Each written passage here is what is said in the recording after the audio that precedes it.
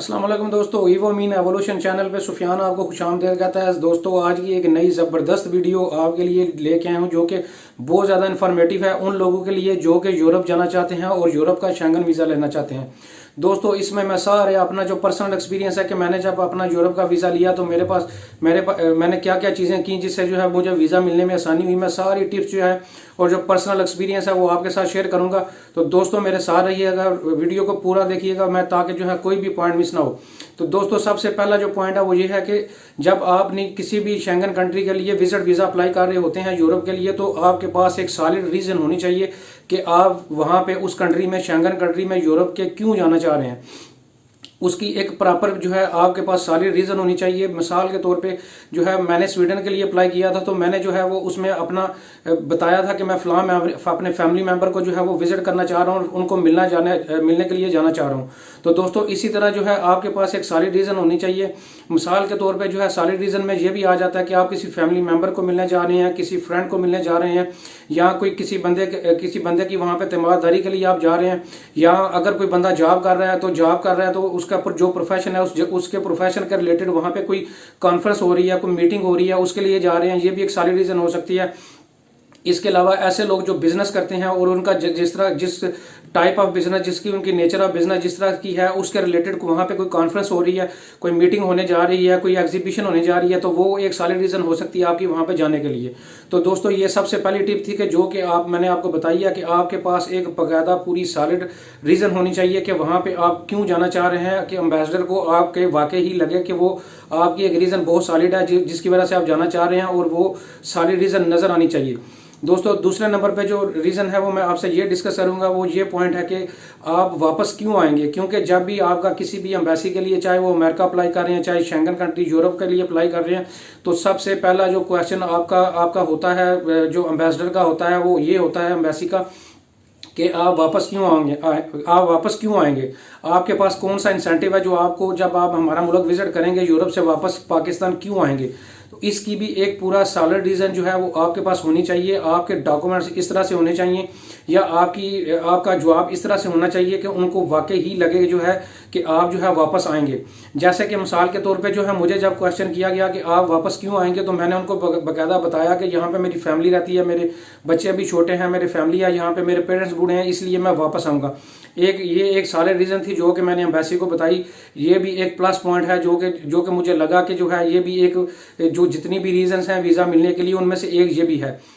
दोस्तों इसके अलावा जो है मैं आपको एक और पॉइंट, तीसरा जो नंबर पे पॉइंट है वो ये बताना चाहूँगा कि वीज़ा फॉर्म फिलिंग जो है आप खुद करें। ये भी एक बहुत बड़ी रीज़न है आपको वीज़ा मिलने की। दोस्तों अब आपके जहन में ये सवाल आ रहा होगा कि ये कौन सी बात है कि अगर आप फॉर्म खुद फिल करेंगे तो आपको वीज़ा मिलेगा, अगर आप फॉर्म खुद नहीं फिल करेंगे तो आपको वीज़ा नहीं मिलेगा। दोस्तों आपको वीज़ा दोनों सूरतों में मिल सकता है, लेकिन अगर आपने अपना वीज़ा फॉर्म खुद फिल किया है तो उसका आपको बेनिफिट ये होगा कि जब आप इंटरव्यू दे रहे होंगे तो आपसे बाकायदा जो भी क्वेश्चन किया जाएगा, तो जब आपने एप्लीकेशन अपनी खुद फिल की होगी तो आपको पता होगा कि आपने वीज़ा एप्लीकेशन फॉर्म में फ़लाँ जगह पे फ़लाँ क्वेश्चन पे क्या जवाब लिखा था और क्या डाटा जो है एम्बेसी को फॉर्म के अंदर फिल किया था, बताया था। तो दोस्तों चूंकि आपका जो इंटरव्यू होता है ज़्यादा, वो आपसे वही रेलिवेंट क्वेश्चन पूछे जाते हैं जो कि आपने वीज़ा एप्लीकेशन फॉर्म में दिए होते हैं। इसके अलावा कुछ और फैमिली के बारे में कुछ क्वेश्चन होते हैं, लेकिन ज़्यादा जो इंटरव्यू का पार्ट होता है वो आपका वही होता है जो कि आपने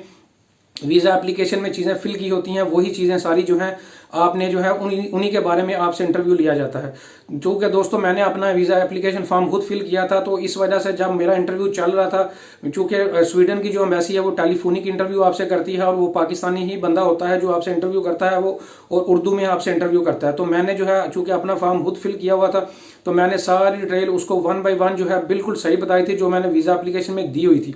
तो दोस्तों अगर आप वीज़ा एप्लीकेशन फॉर्म आपको फिल नहीं करनी आती तो वो भी पूरी एक डेडिकेटेड वीडियोस, मेरी पूरी एक सीरीज जो है पड़ी हुई है कि आप यूरोप का वीज़ा अप्लाई करें तो वीज़ा एप्लीकेशन फॉर्म किस तरह से फिल करेंगे, अमेरिका अप्लाई करना जा रहे हैं तो वीज़ा एप्लीकेशन फॉर्म किस तरह से खुद फिल करेंगे। सब लिंक्स जो है मैं नीचे डिस्क्रिप्शन में दूंगा, वो आप देख सकते हैं। सभी के रेलिवेंट जो भी लिंक रेलिवेंट होगा वो आप देख सकते हैं। चौथे नंबर पे दोस्तों मैं आपसे ये गुजारिश करूंगा कि आप जब वीज़ा एप्लीकेशन फॉर्म सबमिट करवा रहे हैं या वीज़ा अप्लाई कर रहे हैं, आप बिल्कुल ट्रांसपेरेंट रहें, कोई झूठ किसी किस्म का ना बोलें, बिल्कुल स्ट्रेट फॉरवर्ड रहें। जितना भी आप स्ट्रेट फॉरवर्ड और ट्रांसपेरेंट होंगे और जितनी भी सच्चाई एम्बेसी को बताएंगे उतने ही आपके वीज़ा मिलने के चांसेस ज़्यादा होंगे। क्योंकि अगर आपने कोई फेक चीज़ बताई या फेक डॉक्यूमेंट्स दिया तो उनके पास बहुत सारे तरीके होते हैं कि वो आपको जो है वो डायग्नोज कर सकते हैं कि इसने फलां जगह पे झूठ बोला है और ये फलां डॉक्यूमेंट जो है वो गलत दिया है। तो इसलिए जो है मैं आपसे यही रिकमेंड करूंगा कि जब मैंने भी वीज़ा अप्लाई किया था मैंने सारे अपने ओरिजिनल डॉक्यूमेंट्स लगाए थे, कोई भी फेक डॉक्यूमेंट्स नहीं लगाया। हर चीज़ जो है मैंने ट्रांसपेरेंट रखी थी। और दूसरा ये भी आपको मैं बताना चाहूँगा, एक और ज़बरदस्त टिप्स आपको इसी में ट्रांसपेरेंट वाले पोर्शन में बताना चाहूँगा कि जब आपका इंटरव्यू हो रहा होता है तो आप जो है कोशिश करें कि जो आपको क्वेश्चन किया गया है सिर्फ उतना ही जवाब दें जितना आपसे क्वेश्चन किया गया है। ज़्यादा लंबा जवाब ना दें, टू दी पॉइंट। जितना आप ज़्यादा जवाब देंगे उतना ही आपको वीज़ा मिलने के चांसेस ज़्यादा होंगे। क्योंकि जब आप सवाल का जवाब को लंबा करते हैं तो फिर ज़्यादा चीज़ें डाउटफुल होती हैं, फिर क्वेश्चन में से क्वेश्चन निकलते हैं, फिर आपका इंटरव्यू लंबा हो सकता है। वो आपको एम्बेसडर जो आपका इंटरव्यू करने वाला बंदा है वो आपको किसी और क्वेश्चन में उलझा सकता है, फंसा सकता है। लिहाजा टू दी पॉइंट रहें, जितना टू दी पॉइंट रहेंगे उतना ही आपको वीज़ा मिलने के चांसेस ज़्यादा हैं। और अगर आपके जहन में ये है कि मैं लंबा जवाब दूंगा और शायद मुझे वीज़ा मिल जाएगा, ऐसा हरगिज़ नहीं है। आपका जवाब अगर तो टू दी पॉइंट भी आपका जवाब लंबा है तो आप उसको कोशिश करने के शॉर्टली जो है उसका जवाब दें, लेकिन उसको बाइफरकेट पूरे अच्छे तरीके से जो है डिस्क्राइब करें। इसके अलावा दोस्तों पांचवी चीज जो है जो मैं आपसे डिस्कस करूंगा वो ये है कि आपकी प्लानिंग सॉलिड किस्म की होनी चाहिए। यानी कि प्लानिंग से मुराद ये है कि आप जो ट्रिप लगाने जा रहे हैं उसमें आपका एक नज़र आना चाहिए कि इस बंदे ने पूरी जो है प्लानिंग की हुई है कि ये फलां डेस्टिनेशन पे जाएगा या ये फलां बंदे को मिलेगा और ये इस डेट को जा रहा है और इस डेट की इसके पास होटल की रिजर्वेशन भी मौजूद है या इसने जिस फ्रेंड या फैमिली मेंबर के पास रहना है उसके घर का एड्रेस भी इससे पता है और बाकायदा उसी आपकी एयर टिकट जो रिजर्वेशन है वो भी उन्हीं डेट्स में है जब आप जा रहे हैं और जब वापस आ रहे हैं। पूरी प्लानिंग आपकी डॉक्यूमेंट से नजर आनी चाहिए। और ड्यूरिंग इंटरव्यू भी अगर आपसे क्वेश्चन किया जाता है प्लानिंग का तो आपकी प्लानिंग पूरी जो है आपको पता होना चाहिए कि मैंने क्या ट्रिप प्लान किया हुआ है और फॉर्म में क्या फिल किया हुआ है कि कौन सी मैं डेट को जाऊंगा, कौन सी डेट को मैं वापस आऊंगा। तो आपकी ये जो प्लानिंग है वो पूरी एक उनको सॉलिड नजर आनी चाहिए कि ये वाकई ही एक रियल क्लाइंट है, इसको हमने वीज़ा ग्रांट करना है। दोस्तों एक और ज़बरदस्त टिप्स जो है जो मैं कहूँगा कि बहुत अच्छी टिप है जो कि मैं आपको देना चाहूँगा वो ये है कि जो कि आपके बहुत ही पॉजिटिव में जाएगी और आपके कंट्रोल में भी है। वो ये है कि जब भी आप शेंगन वीज़ा या यूरोप वीज़ा के अलावा अगर हम अमेरिका भी या किसी और कंट्री में विजिट के लिए अप्लाई कर रहे हैं तो कम अज़ कम 3 माह का गैप ज़रूर रखें। 3 माह का गैप रखने का जो है ऑब्जेक्टिव और फायदा आपको ये होगा कि जब आप वीज़ा 3 माह पहले जाने से पहले अप्लाई करेंगे तो जो एम्बेसी है या एम्बेसडर है वो आपको शक की निगाह से नहीं देखेगा कि वो ये नहीं सोचेगा कि इसको बहुत जल्दी है कि जो है ये 1 महीने बाद ट्रैवल कर रहा है और या 15 दिन पहले ट्रैवल करने से 15 दिन पहले ये अप्लाई कर रहा है। तो इसका मतलब ये है कि इसको बहुत जल्दी है, ये जल्दी जाना चाह रहा है और ये वापस नहीं आएगा। इससे आपका डाउट क्रिएट होगा। जब आप 3 माह का टाइम देंगे, 3 माह पहले अप्लाई करेंगे तो आपको इसका बेनिफिट ये होगा कि एम्बेसडर पे एक पॉजिटिव जेस्चर जाएगा कि एक ये वेल प्लान्ड बंदा है जो कि अपनी विजिट के लिए जो जाना चाह रहा है या किसी और ऑब्जेक्टिव के लिए जाना चाह रहा है वो अपनी प्लानिंग जो है 3 माह पहले इसने की हुई है और ये जो है एक अच्छा प्लानर है और उसको आपको शक की निगाह से नहीं देखेगा। क्योंकि ये आपने 3 माह बाद जो है मिसाल के तौर पे आपने अगर मार्च के 8 वीक में अप्लाई करना है तो आप 1 जनवरी को वीज़ा अप्लाई कर दें, 3 माह पहले आप अपना वीज़ा अप्लाई कर दें। इससे जो है उसको बिल्कुल शक नहीं गुजरेगा जो है कि ये बंदा जो है जल्दी में है या इसने भागना है। क्योंकि जब 3 माह पहले आप अप्लाई करेंगे तो पॉजिटिव जेस्चर जाएगा कि ये बंदा यार वाकई ही इसका यहाँ पे पाकिस्तान में एक बिजी शेड्यूल है या इंडिया में या जहाँ जिस मुल्क से भी आप अप्लाई कर रहे हैं उस मुल्क में इसका एक बिजी शेड्यूल है जिसकी वजह से जो है ये 3 माह जो है पहले इसने प्लान किया है जाने के लिए और ये वापस भी जरूर आएगा। तो दोस्तों एक ये बहुत बड़ी जो है रीज़न है आपको वीज़ा मिलने के लिए जो कि बहुत सारे लोगों को नहीं पता और मैंने भी जो है इसी तरह 3 माह पहले जो है अपना वीज़ा अप्लाई किया था जाने से पहले, इसका भी मुझे एक बहुत बड़ा प्लस पॉइंट मिला है। दोस्तों अगर आप फैमिली के साथ जा रहे हैं तो एक और ज़बरदस्त टिप्स आपको मैं दूंगा कि अगर आप फैमिली के साथ जा रहे हैं तो आप कोशिश करें कि कोई पूरी फैमिली का वीज़ा अप्लाई ना करें। आप कोई 1 या 2 बच्चों, आपके जितने भी बच्चे हैं किसी एक आध बच्चे का वीज़ा अप्लाई ना करें। उसको पाकिस्तान में या इंडिया में या बंगाल, श्रीलंका जहाँ पे भी आप रहते हैं उसको वहीं पे रहने दें। आप जो है उस एक बच्चे का या 2 बच्चों का वीज़ा अप्लाई ना करें या लेट्स सपोज ऐसे भी हो सकता है आप अपना और अपनी मिसेज का वीज़ा अप्लाई करें, बच्चों को अपने मुल्क में ही रहने दें। इसका भी एक पॉजिटिव जेस्चर जो है आपका ये जाएगा जब आपको क्वेश्चन कर रहा होगा कि आपके पास कौन सा इंसेंटिव है कि आप वापस आएंगे तो आपके पास ये एक बहुत बड़ी सॉलिड रीज़न होगी कि जो है कि मेरे बच्चे यहाँ पे हैं, मैं और अपनी सिर्फ मिसिस के साथ जो है बेगम के साथ या एक बच्चे के साथ जा रहा हूँ और मैं वापस आऊँगा, और मेरा बाकी दूसरे बच्चे, एक बच्चा या दो बच्चे या बाकी जितने भी बच्चे हैं वो अपने ही मुल्क में हैं, इसलिए जो है मैं वापस आऊँगा, मेरे बच्चे छोटे हैं, पढ़ते हैं। तो ये भी एक बहुत बड़ी सॉलिड रीज़न है कि अगर आप फैमिली के साथ अप्लाई कर रहे हैं तो कोशिश करें एक आध बच्चे को अपने मुल्क में ही रहने दें। उसकी आप रीज़न ये भी दे सकते हैं कि वो आपसे अगर एम्बेसडर पूछता है कि आप इसको क्यों नहीं लेके जाना चाह रहे, तो उसमें आप ये भी उसको गाइड कर सकते हैं, जी बच्चा जो है वो ट्रैवलिंग से जो है इरिटेट है, वो ट्रैवलिंग नहीं कर सकता और ट्रैवलिंग को वो एंजॉय नहीं करता, इसलिए जो है मैं इसको नहीं लेके जाना चाह रहा। या कोई और आप सॉलिड रीज़न दे सकते हैं कि जो है ये अपने पेरेंट पीछे जो है अपने घर में फलां रिलेटिव के पास जो है रहना ज़्यादा पसंद करता है। कोई भी आप XYZ जो है रीज़न जो है वो आप दे सकते हैं। दूसरा जो है दोस्तों आपसे एक और चीज़ डिस्कस करूंगा कि वो ये है कि आपके जो भी आप डॉक्यूमेंट्स देंगे वो मैच होने चाहिए। ये ना हो कि आप जो है मतलब आपने जो डॉक्यूमेंट्स आपके सबमिट करवाए हैं, आप मतलब अप्लाई कब कर रहे हैं, आपने जो एप्लीकेशन कंपनी से ली हुई है, अगर आप जॉब करते हैं तो आपके पास लीव एप्लीकेशन ही नहीं है, या अगर लीव एप्लीकेशन है तो वो किसी और टेन्योर की है, आपके पास प्रॉपर जॉब लेटर नहीं है, एक सॉलिड प्लान नहीं है,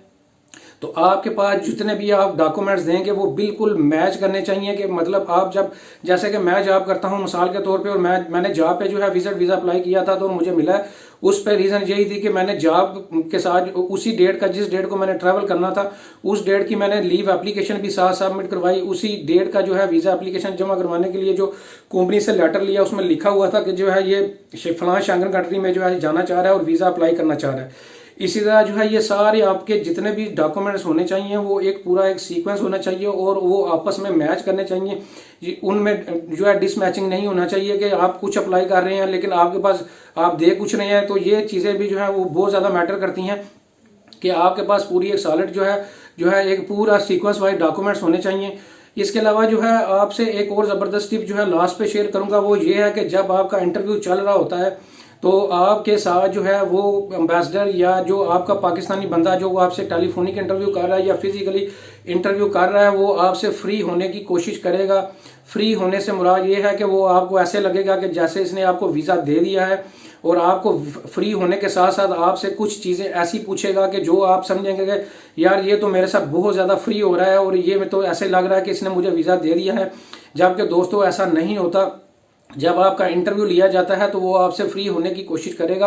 आपसे जो है वो ऐसे लगेगा कि ये फैमिली मेंबर है, आपने उसके साथ बिल्कुल फ्री नहीं होना और बिल्कुल टू दी पॉइंट रहना है और प्रोफेशनल जो है वो जवाब देना है, टू दी पॉइंट और रेलिवेंट जवाब देना है। क्योंकि जब आपसे वो फ्री हो रहा होता है तो वो बहुत सारी चीज़ें जो है जब आपके साथ फ्री होगा तो आपसे बहुत सारी चीज़ें ऐसे निकलवा लेगा जो कि आपकी चीज़ों से जो आपने पहले इंटरव्यू दिया उससे वो डिसमैच कर रही होंगी, मैच नहीं कर रही होंगी। मिसाल के तौर पे जो है आप कहते हैं कि जो मैं अपने मुल्क में वापस अपने पेरेंट्स के लिए वापस आऊँगा, लेकिन जब वो ड्यूरिंग डिस्कशन जब वो आपसे फ्री होता है तो आप उसे कह देते हैं कि जो है मैंने जो है मैं अलहदा से रहता हूँ, अपने पेरेंट्स के साथ नहीं रहता। तो दोस्तों ये डिसमैच करेगा क्योंकि पहले आप बता चुके हैं कि मैं अपने पेरेंट्स के लिए वापस अपने मुल्क में आऊँगा, ये मेरे लिए इंसेंटिव है। जब जो वो आपके साथ फ्री हुआ उसने आपसे डिस्कशन की तो पता चला कि आपने उसको बता दिया कि जी मैं तो मैं एक अलहदा घर में रहता हूँ, पेरेंट्स अलहदा रहते हैं। तो दोस्तों इन चीज़ों का आपने बहुत ज़्यादा ख्याल रखना है। दोस्तों लास्ट पे एक और ज़बरदस्त चीज़ जो है मैं आपको बताने जा रहा हूँ जो कि बहुत कम लोगों को पता होगी। वो दोस्तों रीज़न ये है कि अगर आप किसी भी शेंगन कंट्री का विजिट वीज़ा अप्लाई करने जा रहे हैं और आपने विजिट करना है तो आप कोशिश करें कि स्वीडन के लिए अप्लाई करें, क्योंकि स्वीडन जो है वो ह्यूमैनिटी पे बहुत ज़्यादा बिलीव रखता है। और अगर आप वहाँ के टूरिज्म के लिए स्वीडन को जो है सिलेक्ट करते हैं तो उसको बहुत ज़्यादा पॉजिटिव लेते हैं कि ये हमारे मुल्क में आके जो है टूरिज्म के लिए जो है आना चाह रहा है। और अगर आप जो है यही जो एप्लीकेशन है, जिन डॉक्यूमेंट्स के साथ आप स्वीडन जा रहे हैं, तो अगर आप यही एप्लीकेशन जो है अगर आप इटली, फ्रांस, जर्मनी, हॉलैंड इन कंट्रीज़ के लिए अप्लाई करते हैं तो वहाँ पे आपको वीज़ा मिलने के चांसेस जो है 10 से 20% होते हैं। जबकि अगर यही डॉक्यूमेंट्स जो है अगर आप इन्हीं डॉक्यूमेंट्स को लेकर स्वीडन की एम्बेसी के पास जाते हैं तो इन्हीं डॉक्यूमेंट्स के साथ जो है आपको वहाँ पर वीज़ा मिलने के चांसेस जो हैं वो तकरीबन 60 से 70% होते हैं।